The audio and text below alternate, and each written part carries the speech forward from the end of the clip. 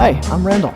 I grew up along the coast of Maine, and that's where my love of the ocean started. I sailed over 10,000 miles in my 20s, and after hanging up my Fowlies, I rediscovered my love of the bicycle. Both cycling and sailing connect me to nature and give me a sense of freedom and adventure.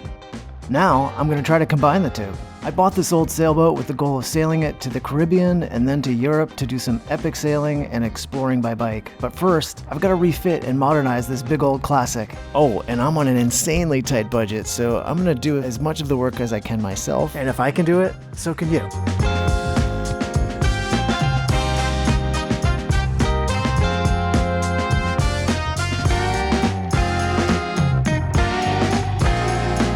Special shout out and thank you to our newest Patreon supporters. Thanks so much for helping to make this possible.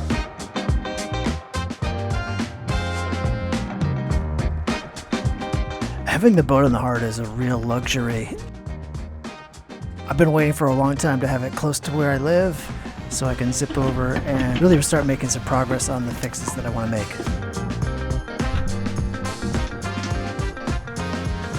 If you caught my last episode, you'll know that the engine coolant leak was a really high priority, but I also knew that this is going to be quite an endeavor because the way that I get to the engine leak solution was going to be to overhaul the engine room. And I know all the things that are involved are very chaotic, and I think that's about the only word that comes to mind with this. Having seen really good engine rooms and having seen really bad ones over the last few years, I know what my goal is.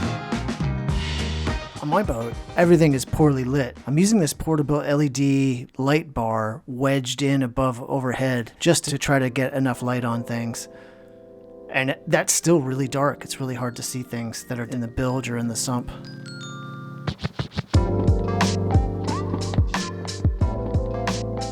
I was really excited to jump in and get the engine room looking really good, but I also knew it was going to take me a long time. I had a feeling it was going to be at least a month, and honestly, I couldn't wait to figure out where that leak was coming from. Thankfully, I heard from a viewer who left a comment saying, why don't you just go to the auto parts store and get a loaner coolant pressure testing kit? So I did just that. Just before I got started with the demolition of the engine room, I decided I might as well give it a try since it cost me $0. I'd grab the kit, pressure test it, and see what I could find out. They gave me this kit, so the kit looks like this.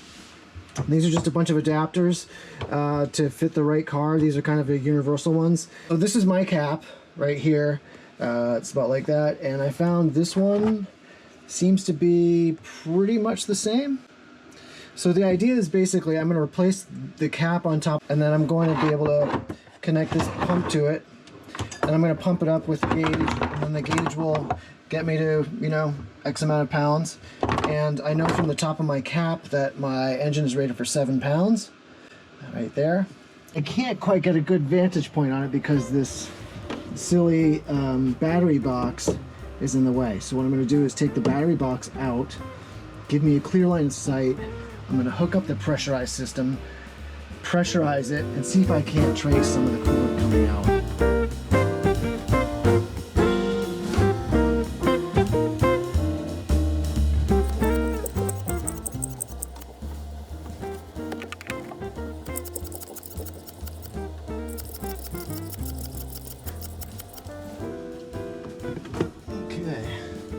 So just pump that up to 7. I got 7 on the dial. There's the dial, there it is.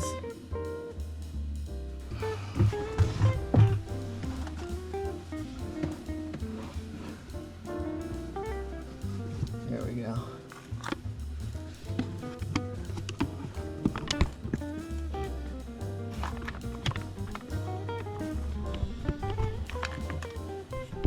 Yeah, that's really dripping now.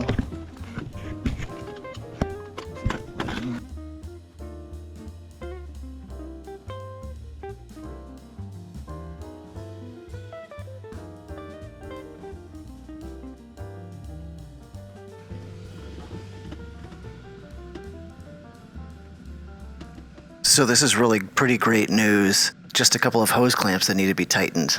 Kind of funny that after all that time tolerating the leaks, it's something as simple as just tightening a few screws. There you go. Coolant leak there. Let's check out the starboard side.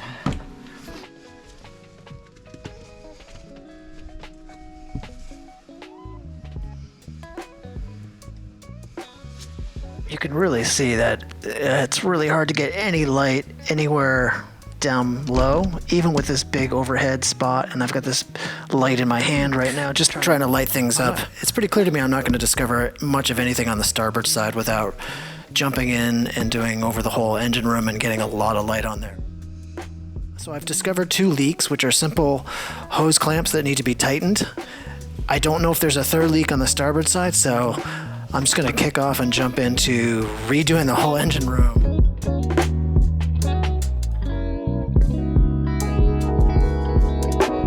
First order of business is to start to do some demolition, and that means removing this 50-year-old insulation, which has been disintegrating anyway as I've been sailing. I vacuumed some of it out of the bilge, out of the sump area. So the existing insulation is comprised of this white plastic surface, the yellow foam, and then a really thin sheet of lead that just tears away pretty easily. What's left behind is kind of this brown, chalky dust. I assume that was some kind of adhesive at some point. But it makes a huge mess, which means I'm going to be doing a lot of vacuuming.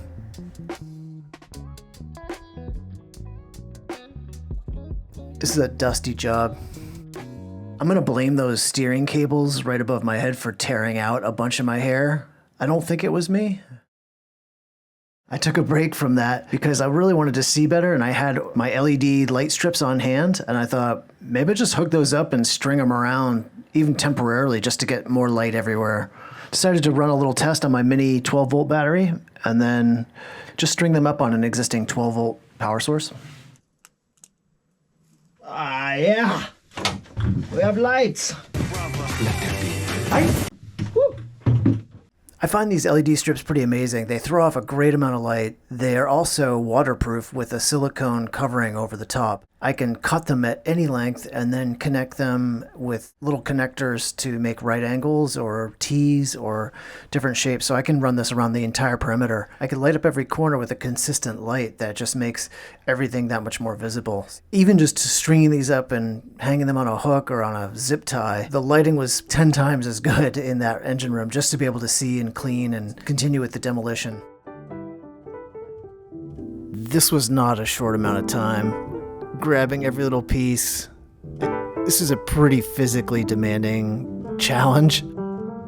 Scraping stuff. You can see I take a pause every once in a while just to catch my breath, but hunched over at these weird angles, trying to pick every little piece out, trying to clean it up.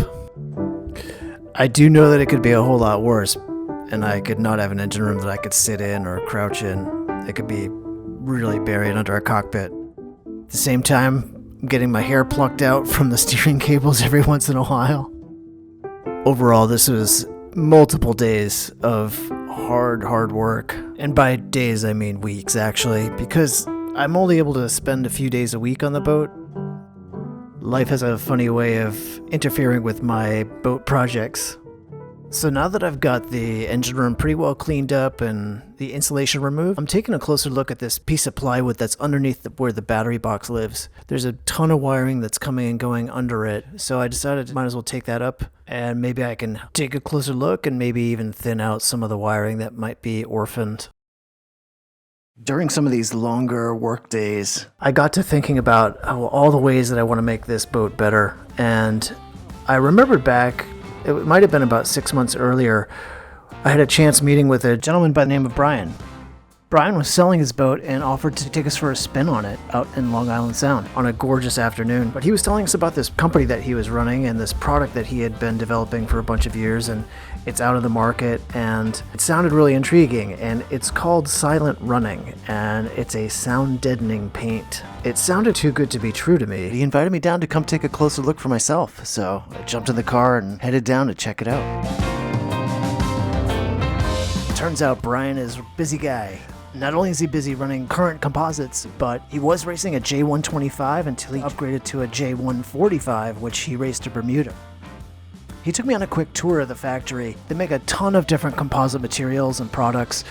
They make sheets, rods, tubes. They make phenolic melamine, epoxy, carbon fiber. They've been doing this since 1962, so they've got a lot of different areas of expertise making all different types of composites. One of the most popular products that I actually recognized the name of was G10. There's a ton of different applications for G10 in the marine environment because it's such a good insulator, it's strong, it's impervious to water, but it's not cheap.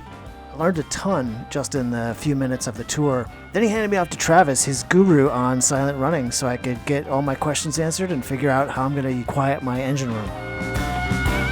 I had an inspiration for getting my engine room even more quiet. I had a friend of mine's 3-year-old son on board, and he went down below when the engine was running, and it brought him to tears. And seeing how unpleasant it was for him and how all the adults were kind of tolerating it inspired me to maybe make this boat a little quieter. The engine is great. I think I could do better, and maybe next time I have him on board, he won't erupt in tears because of the noise. Silent running is fantastic. Silent running is very good because it is lightweight, it's easy to apply. You don't have to spend all day trying to make sure you got the right cutout material. It's a viscoelastic polymer system, so it coats on. It's not like there's going to be anything that should get under it. So how does it work? I think I read it converts the sound energy into heat energy. What it does, like you said, it takes the noises, that structural noise, and it dampens it, and it turns that stuff into low-grade heat. Yeah. You can brush it on, you can roll it on, and then you can spray it on. Spraying obviously is dependent on like the size that you're approaching. Like as you mentioned, if you're trying to get into a tight space, trying to get that air hose in and all that is going to be a little tough. Yeah. So you can roll it on. But spraying is where I hear a lot of people like to do it. If you have the room to spray it, it's super easy to do on. What's the cure time and how many coats do you think I should put on my boat? So it would depend on what the substrate you're using. Yeah. Because that would also help you with the type of thickness that you'll be applying it on. Okay. And then, so I've got wood bulkheads, and I've got a fiberglass overhead, and then obviously fiberglass bilge. So it's a mix of fiberglass and wood. So with wood, you're fine. I wouldn't really worry too much about the like scratching it up or anything. Yeah. As we say here, if it shines, you got to scrape it. Okay. Everything's already installed and existing, so I'm definitely going to be a brush-on situation. So absolutely. Should I be thinking 2 coats on wood, 3 coats on fiberglass? Well, the coats should be generally the same for each material. Okay. When it comes to steel, it's a little different, and it also comes to the noise. Obviously, you're attacking the engine noise, so it's ever closer to the engine, you want to cover. And as well, you would also more than likely want to cover where the engine is sticking into. Okay. Your mounts, the engine mounts, stuff like that would be perfect for silent running. There's usually about I'd approximate a 10 decibel difference. Okay. Wow. Reasonably, like at least 6, sometimes 10, depending on if you can find a way to fully enclose the engine room and get the engine, you're looking at like a serious amount. Any other tips that you might advise? A lot of guys find themselves working on their boats during the winter period. Yeah. The thing with silent running is because it's water-based, you just want to let it not freeze. Yeah. And here's the thing. The only time that I have had products returned to me is because someone let it freeze. Right. Anybody can just take a roller, they can take a spray, they can take a brush, and they can go into their berthing area or their engine room and put it on. So that was a lot of talk. Travis wanted to show me the demo on their demo noisemaker to give me an idea of exactly what kind of reduction I could expect to see. So basically we have 2 identical boxes with a cam noisemaker in the middle. One box has no treating, the other box has, I believe, 3 coats of silent running. You got it uncoated without SR1000. Okay.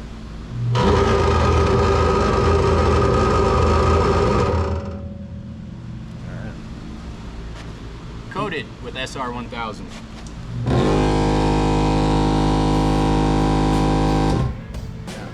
That's at least a 10 decibel drop. Super cool. Brian was kind enough to send me on my way with a complimentary bucket of silent running for me to try out for myself. I'm really intrigued. I had a great afternoon seeing all the cool things that he had going on at the factory. But enough goofing off, now it's time to get back to work. I used my aft cockpit as a little place to mix up and divvy up into smaller containers.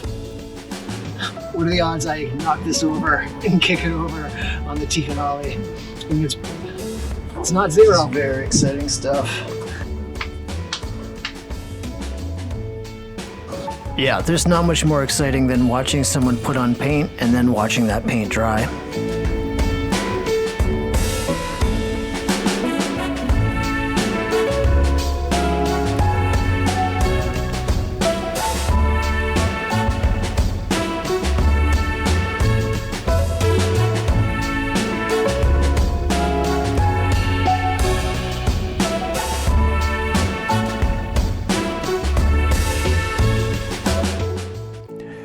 I'm happy to report that I learned that if you wear a hat, you won't get your hair plucked up by the steering cables. I think you can see by this point I'm putting on this third coat and it's really started to take shape. The whole room feels brighter and cleaner, even if I have a snake pit that's trying to wrap itself around my neck. The Silent Running after 3 coats dries to a fairly thick consistency, kind of rubbery material, which makes sense because it's actually got silicone beads inside the paint. I figured it'd be a whole lot easier to stretch out and work on the doors inside at the Total Boat workshop. This is phase 1 of my sound deadening approach. I'm putting down 3 coats of Silent Running. I'm going to do a soundproofing mat, possibly 2 layers of that, and then I'm going to use a soundproofing foam on top of that. I may not do all 3 layers on every part of the engine room because it's pretty massive. I'm just going to be really selective and try to pick and choose the key areas. One thing I noticed with the pre-existing insulation was that the adhesive was pretty well shot, so I'm going to be using mechanical fasteners so that I'm not relying on any of the glue to stick around for any amount of time, really. I found these plastic discs on Amazon and then used some stainless screws, figuring that would give me a decent amount of surface area to hold those soundproofing panels in place. With that done, the next step is to get the soundproofing panels up on the engine room walls and overhead. And for that, I'm gonna have to enlist some very special help. If you've been to Annapolis the last few years, you might have met Betsy, and I'm super fortunate to have someone so supportive and helpful and fun to help me along this path of bringing this old boat back to modern standards. Everyone should be as so fortunate to have a Betsy in their life. This is a pretty good physical challenge for me. I haven't been keeping up with my yoga or working out, so this is my poor man's yoga class.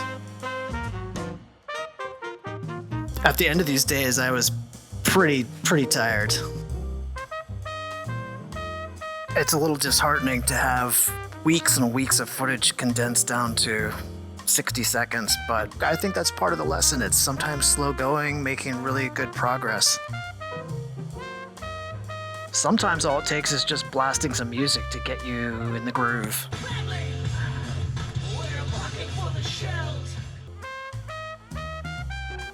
So finishing up a layer or 2 of the sound deadening mats on top of the Silent Running, the next fun part was to get onto the lighting. It started with these bolts that were holding down the cockpit sole.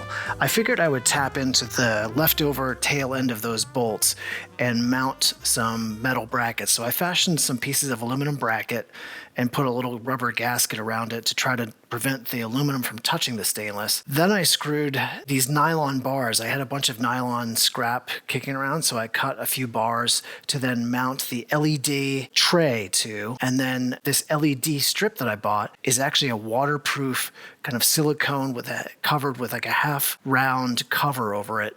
And you can cut these at any length and then connect them using T connectors or regular connectors. It's a pretty clever system and really flexible. Over the top of this, which I'm not showing just yet, is there's going to be a diffuser panel. So hopefully the end result is that I have a system that is non-corrosive, that is sturdy, is all mechanically held in place, and it gives me the flexibility to light and branch off kind of anywhere in the engine room.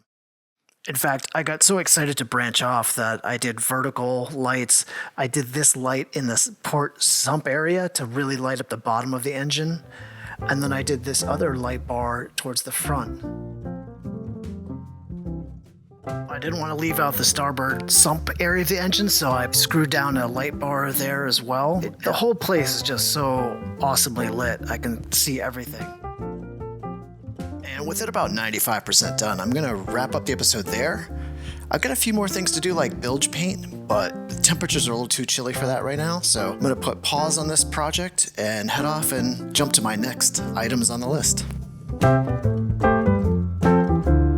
And if you're curious about some of the products that I use for this video, whether it's the LED lights or soundproofing mats, I've got links in the description below. And of course, thanks so much to our Patreon supporters. Without your support, this really wouldn't be possible, so I really appreciate it. You guys are the best.